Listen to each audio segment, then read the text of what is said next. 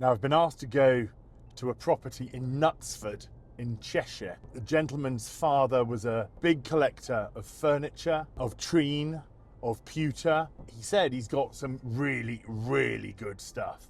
So it's well worth the journey. And I have to say, the journey across the Derbyshire Dales, up into the Staffordshire Moorlands and across into Cheshire is not a bad one. I don't really have to have any reason to do this drive. It is beautiful, full of wonderful countryside, stone walls and stone farms.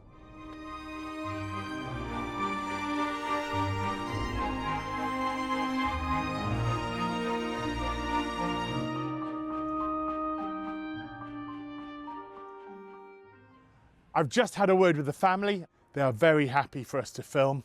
I'd okayed it with them already, but it's a deceased estate and these sort of situations can be quite sensitive. So they're up for me showing you about. Let's go in and we'll go through a few interesting things.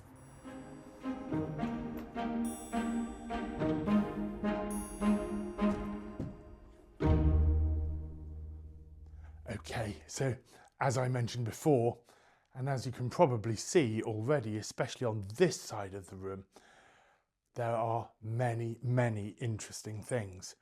So of course we start with the classic long case clock, the classic barometer, card or tea table, some blue and white ceramics, but there are some really quite unusual things in here. Where to start? I'm going to start here. Now this is a classic bit of Georgian 18th century. This is George III mahogany, and it's that wonderful serpentine shape. And what's glorious about this is its colour.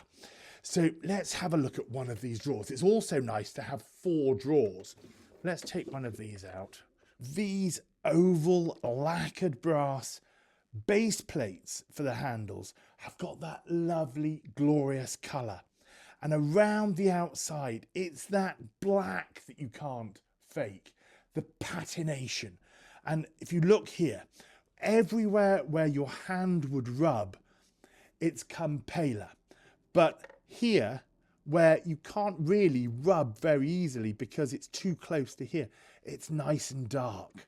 Just look at that. Let's put the photographs back. Lovely shape. It's so well made, you can hardly see the join between this boxwood stringing on the outside of the drawer and where the mahogany stays flat. It is just beautiful. Lovely start. Now, the next thing I want to show you is a lovely little Windsor chair. And the thing that makes it special is that its design and style tells us exactly where it was designed and made. Here it is. This is a Mendlesham Windsor, and Mendlesham is a little village in Suffolk. And this particular design of chair with this tapered rectangular back, and these can be used in this case as a desk chair, but they can also be used as dining chairs. But what makes this one special is the seat. I've seen hundreds of Mendleshams in my time, but look at that. Pollard oak. That's what makes it unusual. And what on earth is that all about? That square block, look, here, has been inset into the seat. Why? I don't know. I've never seen anything like it. You turn it over and the block doesn't go all the way through. So for some reason, obviously there's been a little bit of damage or something at some point. It's lovely. What's this worth?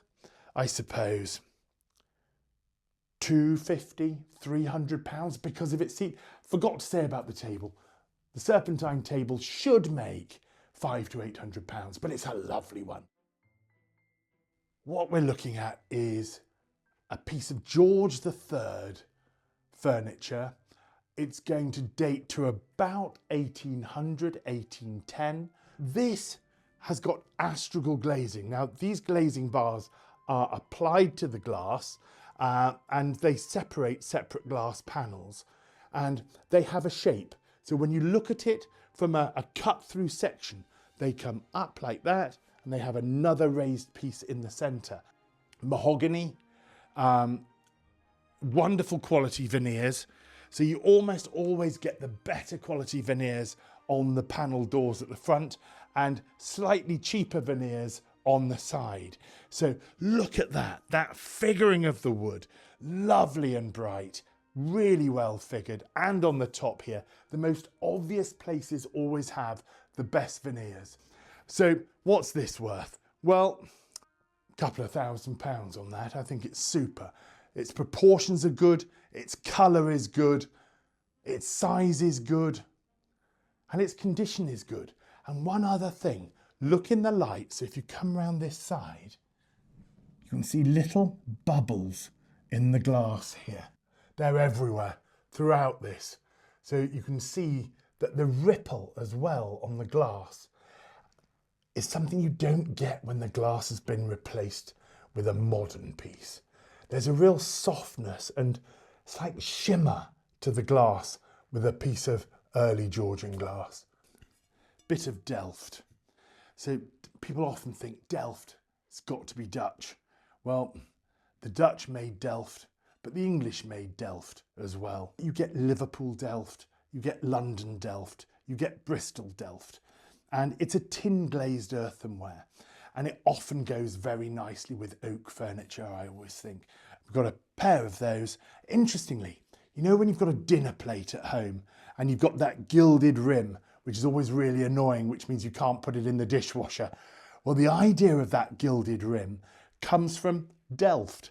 And you see here around the edge, you've got lots and lots of little chips. So with early delft plates, they used to put an iron rim around the plate, an iron border to stop it being chipped. And of course, they used to decorate those iron rims. Sometimes they were gilded. And of course, today, that's why we have a gilded rim. So it's taken from this early delft. These are 18th century, and as you can see, inspired by the Chinese to try and show the wealth. And that's lovely.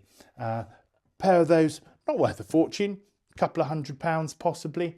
We've got a bit of mice in there, Chinese here, and the dresser. It's again George III.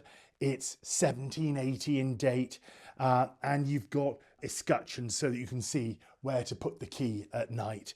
And then we've got these, which are patera. The colour that should still stand out is the green. And if you have a look here, around the outside here, you can see the remnants of the green. Now this is often sycamore, and sycamore was often stained green, but also here, can you see the dark patches? Those little bits of wood have been held by a pair of tweezers and dipped into hot sand. And the hot sand burns the wood and sends it black. So that black lasts when all the other colours have faded. That's why your black remains, because it's not a stain, it's a burn on the wood. Having got all very excited, it's not a hugely valuable piece of furniture, but it's a lovely example. It's got its original handles. Oh, this is an interesting bit here.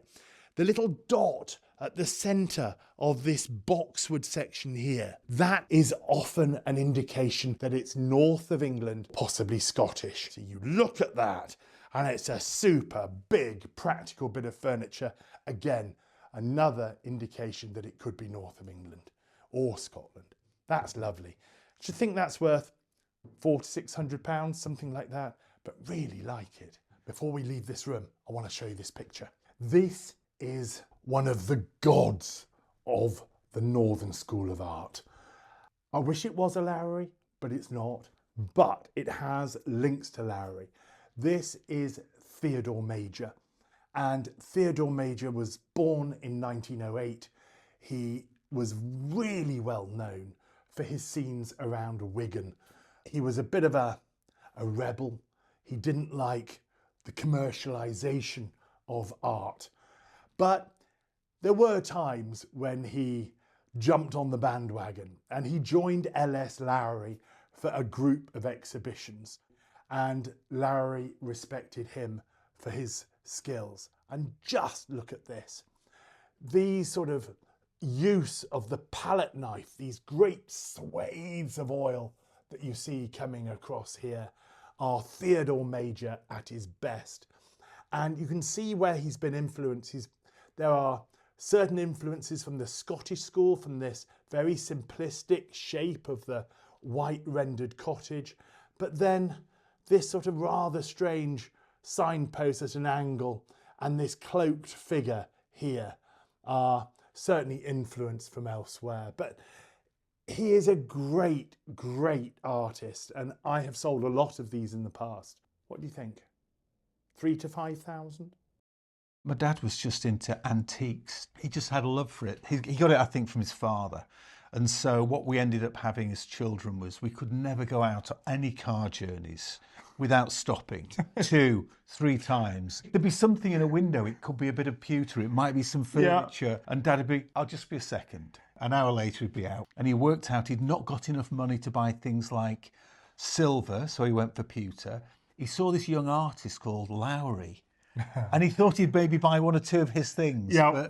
But then he decided not to. He stuck to pewter. But he bought the Theodore Major. He bought the Theodore Major. We've got Valettes. There's all sorts of interesting stuff. I suppose the Lowrys in their day were just, even then in the 1950s, just too much. He had an option to buy one and he bought a bit of furniture instead. Oh, no. Exactly. But the thing is, just knowing my father, it will have been a very sensible and measured decision. Yeah.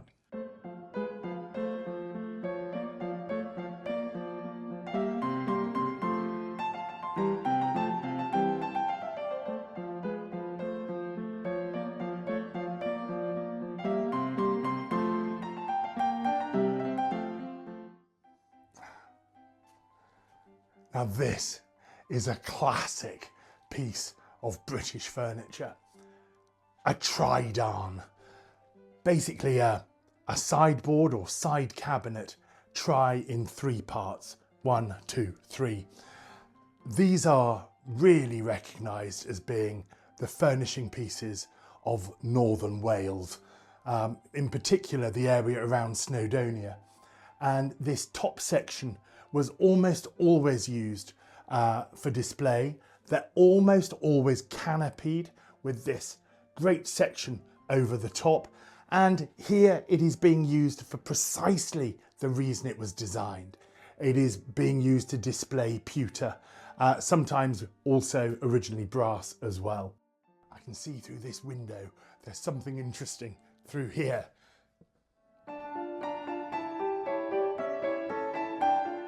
This piece of furniture is 17th century, and this chair are both classics of that 17th century period. Now, I'm a great big 6-footer now, but if I'd been in the 17th century, I would have been almost a giant. But you can see here, the chair is as high as my head, if not slightly higher. And traditionally, people said it was so that when somebody sat on a chair and put their head back, their wig didn't fall off. Well, I'll leave you to decide if that's true or not. But originally, the great fashion was in walnut. This is oak. It's the most wonderful colour. This one, not in such good condition. But all these lines, they're so soft. The colour again is like honey. I love them. They're really not expensive. I should think you could get something like that for 150 to 200 pounds. This one isn't in such good condition, as I mentioned, but chairs with arms tend to be more sought after, but also that colour. I think, although the condition's not as good, I think this is going to make more. I think this will probably make 300 or 400 pounds. Really nice. Let's have a wander upstairs.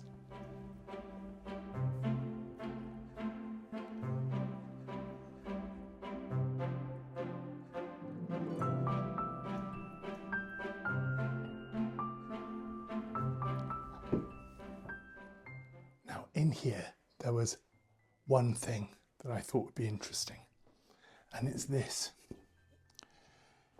Now we talked about the delft downstairs and the influence from Holland. Well, this is also tin glazed earthenware, but this is French, and known as faience. What do you think? What could it be? I think it's one of those things you either know or you don't. And my French is not good, but I can just about work out what it's saying. So buvez, to drink, payer, paid, and retour. So drinks, paid and returned. So in the 18th century and the early 19th century, drinking glasses were hugely expensive. This, I would suggest, is a glass rinser. And in Regency England, on a very smart dining table, every position would have your dinner plate, you would have your glass, but you would also have your glass rinser. And that would be filled with ice and water. And as you went through your courses of food and you drank your wine matched to your course, you would finish your wine, and rather than having a different glass, you would literally put it into the glass rinser and turn it, take it out, and have your next glass of wine. So the stem of the wine glass goes in here, the foot of the wine glass is over the edge, and you would turn in a bowl of iced water. At least that's what I think it is, but I'm 90% sure. But that is really interesting.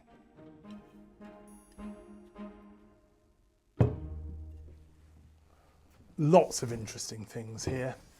18th century pewter tankards.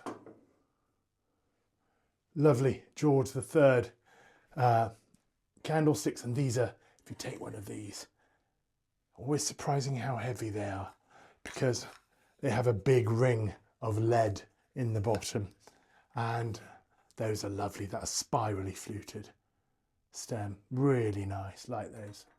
What do you think that is? Now, normally when you come into somebody's home and see one of those, there's a plant on it. This is a Magnum champagne coaster.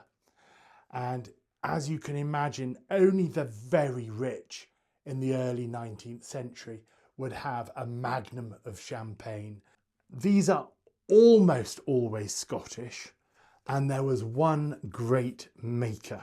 Now this one is not marked, and that name is James Mean of Kelso.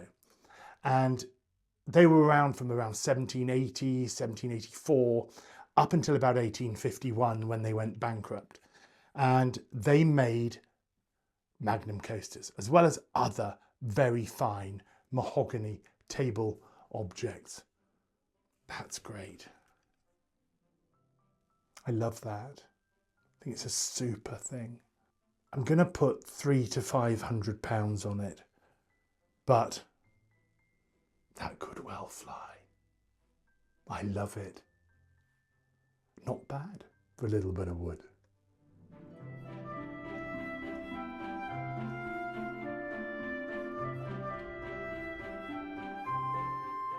I wish I'd had a chance to chat to him. And you know, he would have spent hours. You'd have had hours and hours of conversation.